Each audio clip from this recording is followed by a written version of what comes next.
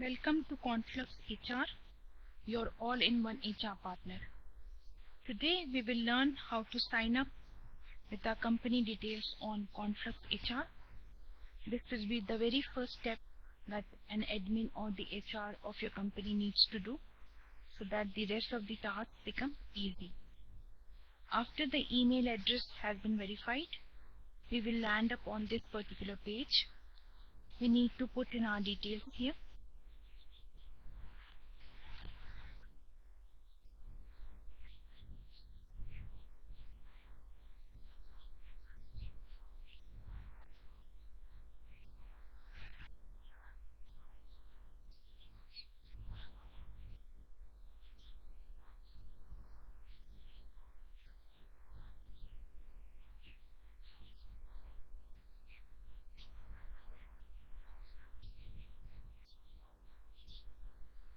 Click on Next.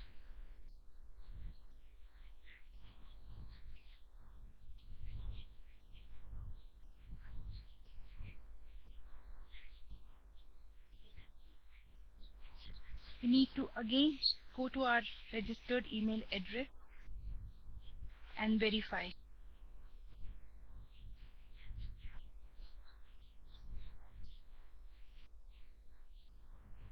A mail has come to the inbox with the message of registered successfully in ConfluxHR. We need to create a strong password.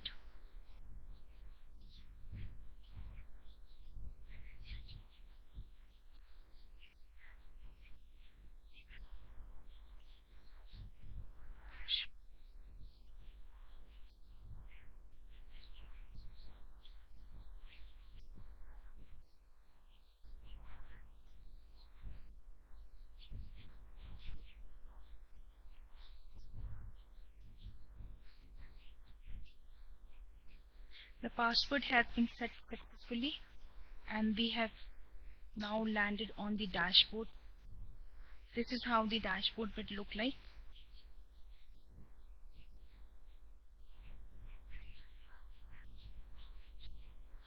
Here you can see the admin detail,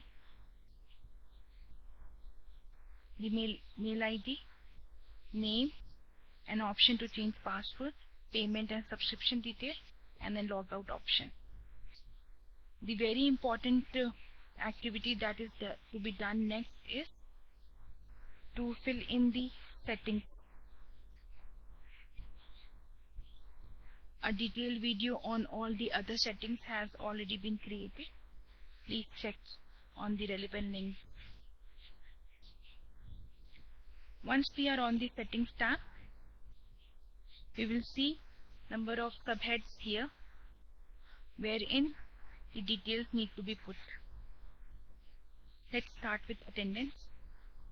For attendance configuration, either we will take the default month as the option. For example, if your company takes the pay cycle from 1st of every month to 30th of every month, that will be the default month. In case you want to put in a custom month, you can choose this and put on the date. For example, suppose the payment cycle is from 25th of every month, automatically the other day will be taken as 24th. I will save this information. Next, I need to check in what kind of attendance the employee will be logging in. If it's a manual attendance, we'll take this. If it's a punch in, punch out through the ConfluxHR app, we will take this option. If it's geofencing, we will take this option.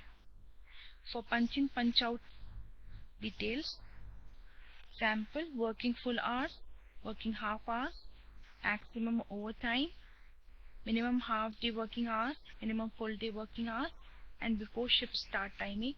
These are the information that needs to be put in.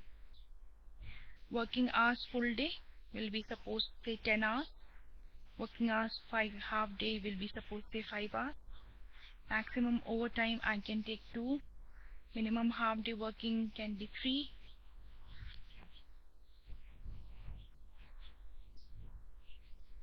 I need to put in the minimum working hours that will be considered for a full day work.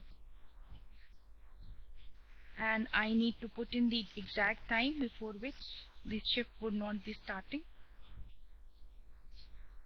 So I'll put this at 8 and then save the data. Similarly, if I am putting in shift timing, suppose this is not as per the Indian timing, then I need to edit the details in here. If the start times is suppose 1 o'clock in the afternoon and it will end suppose 9 o'clock, then I need to put in the detail. This would be same day selection. This is for the day timing. For night timing, the shift might start at say 11 o'clock in the night and will end at 6 o'clock in the morning. Then I will save this data.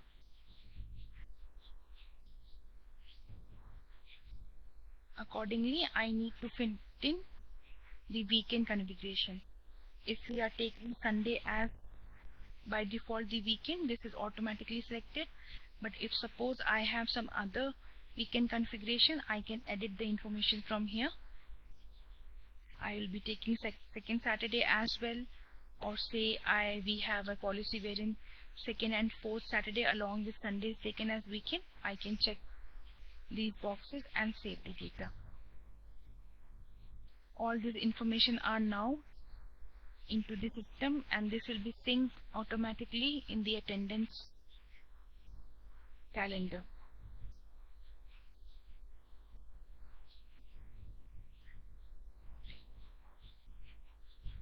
Same setting is applicable for geofencing.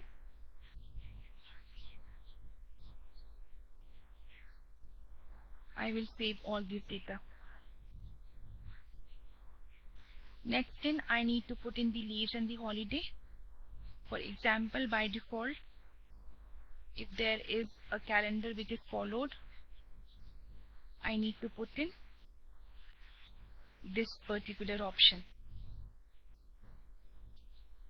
Here we also need to put in how many casual leaves an employee can take, how many will be carried forward.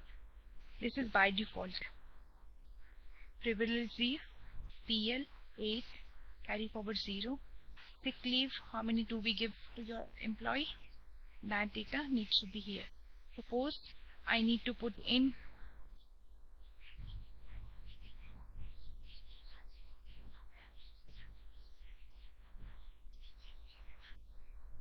I will have to edit the information from here.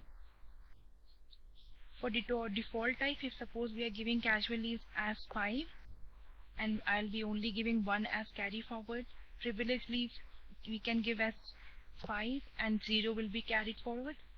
Sick leave we can give as 4 and only 1 will be carried forward.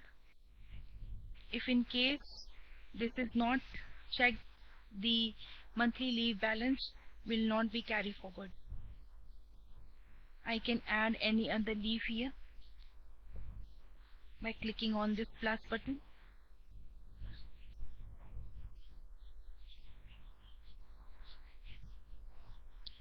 You will also update the leave type for probation employees who are given less number of off than the regular employees.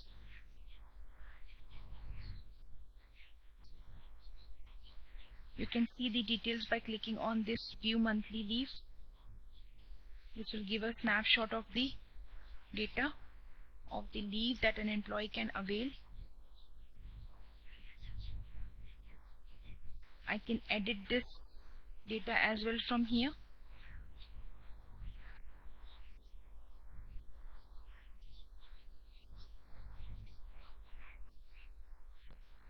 And save on this. Please remember that these all settings are as per your company's policy. Once this has been done, you need to select the types from here. What will be the leave value of a sick leave? For example, one sick leave will be equal to 1. If I don't want, I can delete this data.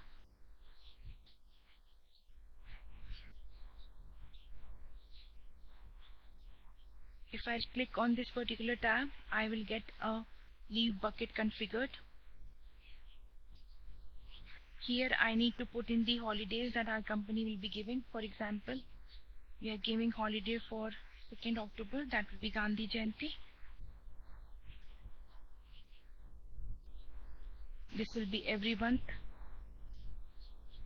every year on 2nd. No location, this is for all locations. Suppose if I am giving a particular leave for a employee who is not based out of a same location, then this leave can be applicable to a particular location as. In case this is not applicable to all shift, then I can put in for whatever shift it is applicable. Similarly, we need to add in the other details. For example, this is Diwali holiday. I need to put in the details.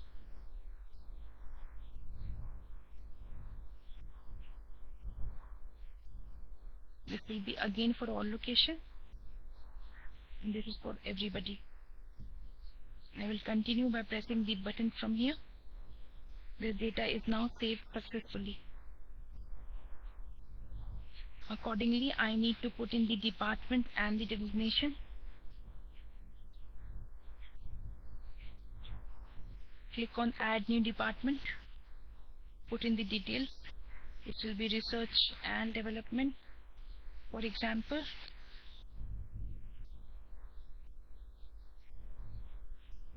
I need to put in the name of the employee who is heading it, and then I need to put in Save.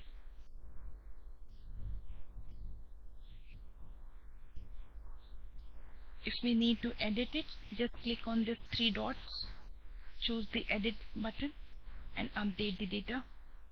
Press Update from here. Again, I need to put in a new department. I'll choose as Sales. The department head will be automatically fetched once we have added in all the employees. So that is easy. Again, press Save. I have created two data here. The next tab is the salary structure.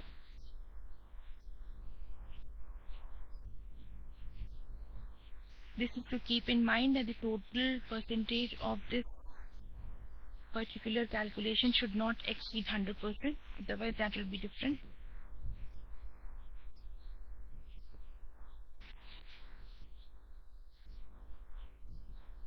By default, the basic is given 50%, HRA 25%, conveyance allowance as 10%, medical allowance 0, child allowance 0, special allowance as 15%.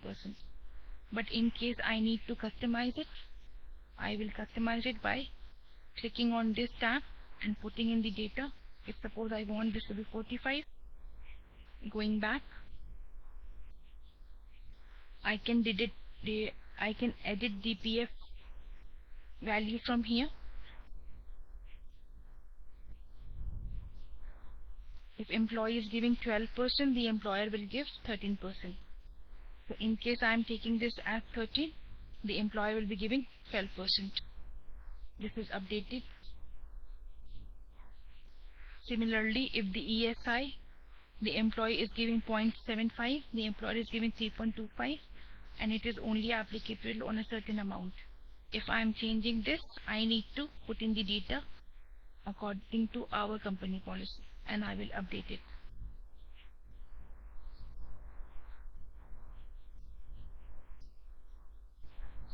You can also set other benefits from here. For example, edit. This is bonus. This will be calculated on post GS. The percentage amount is 1%, and this will be included in the gross salary. GS stands for gross salary. I will just save it.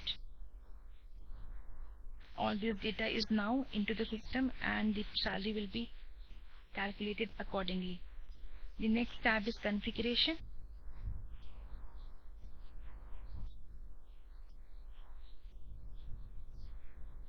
We can put in what all policies do we have for salary advance, for our reimbursement, and for our policy. Here I need to add salary advance type. I will put in as home loan. If somebody is taking a home loan, I will add it here. Our employees can now ask for salary advance under this particular section. Similarly, if I am adding reimbursement, this will be, for example, say conveyance. I need to add in here. Employees can now request for a reimbursement under this particular subhead. Similarly, for policy type, I need to find in the add button and add in the details. Our policy is suppose maternity leave. I need to add in the details here. This data is now saved. Company policies is the next tab under which we need to update. Here you need to add your company policy that you guys are adhering to. Simply click on add company policy. Here you can choose, for example, I put in the maternity policy. You need to put in the maternity policy title.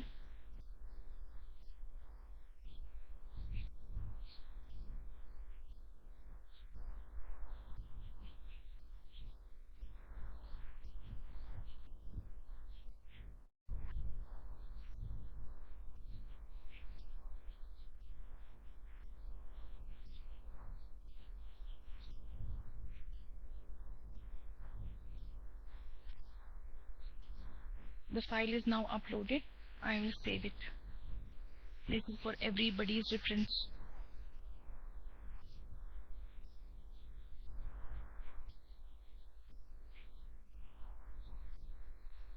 The other tab is for notice. Any notice that needs to be put across to all the employees can be updated here so that people can have easy access. Simply click on publish notice or circular. If it is for a particular department, I'll choose a department. Otherwise, this will be by default for all organization. Mention. This is office etiquette, for example.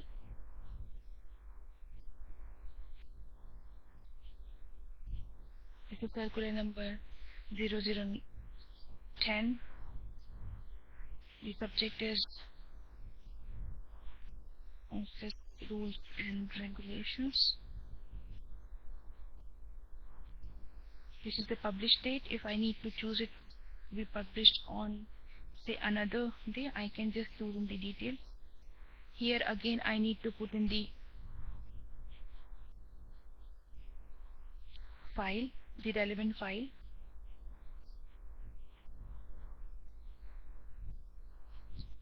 And publish.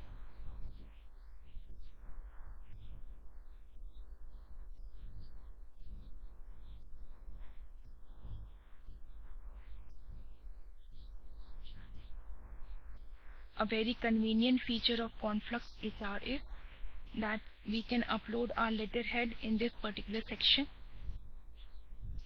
so that while we are printing it up, anything that needs to be on our letterhead, we need not look for our letterhead. This will be by default.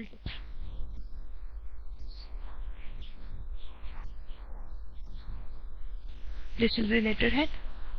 I will simply check box it and upload it.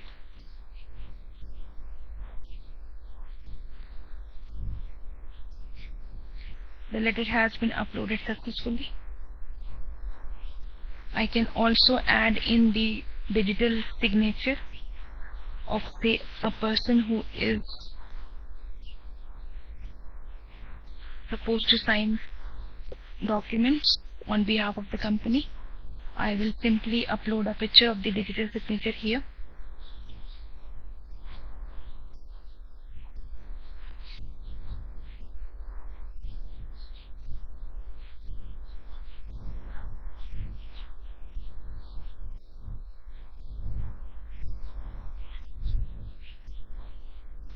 Second, the name of the person whose signature is being uploaded.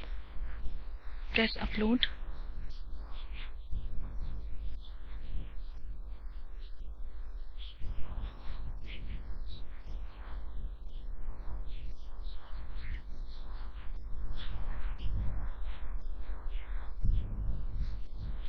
This is now uploaded.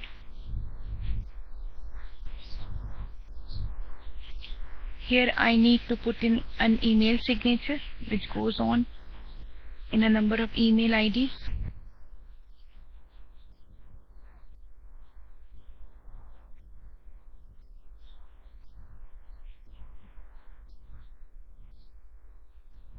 Press upload.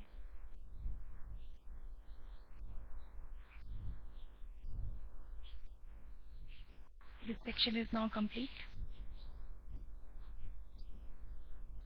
This is all for the settings.